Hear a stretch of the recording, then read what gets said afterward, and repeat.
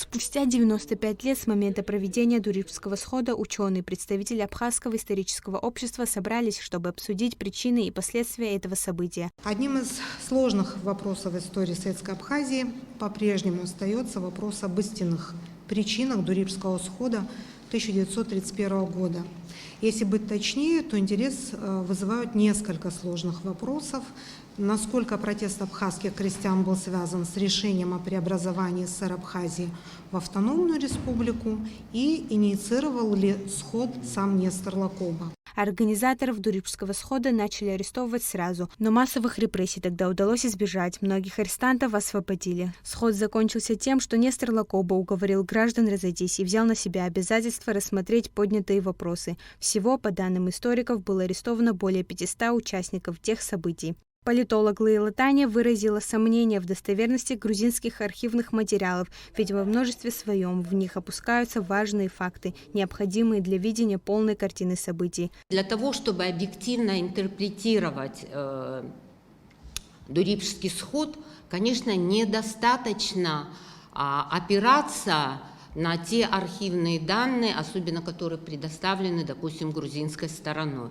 Во-первых, нет никакой уверенности, что это действительно полная база архивов, а во-вторых, когда вы опираетесь, скажем, на доклады Берия, где описаны события Дурипского схода, можно ли считать оценки Берия объективной интерпретацией Дурипского схода?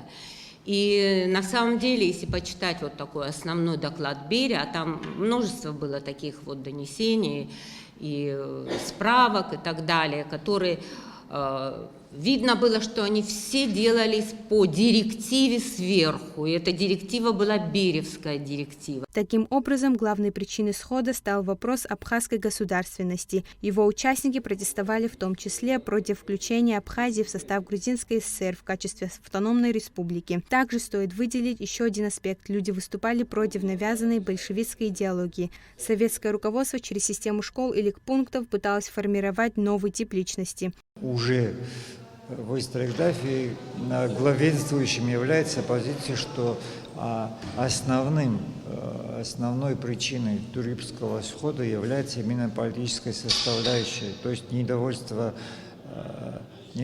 абхазского народа включением в состав Грузии.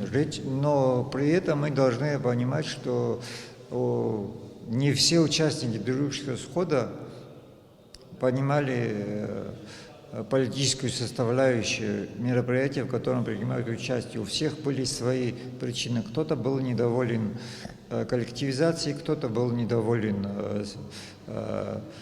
ликбезами, то есть отношением новых властей к религии, то есть к охоте и священникам, которые у нас были, и с традиционным культом. История позволяет анализировать уже произошедшие события и избегать повторения прежних ошибок. В ее цикличности мы можем находить возможности для роста и развития, ведь изучая прошлое, мы можем лучше понимать настоящее и формировать будущее. Ирина Богателия, Давид Хашик, Абхазское телевидение.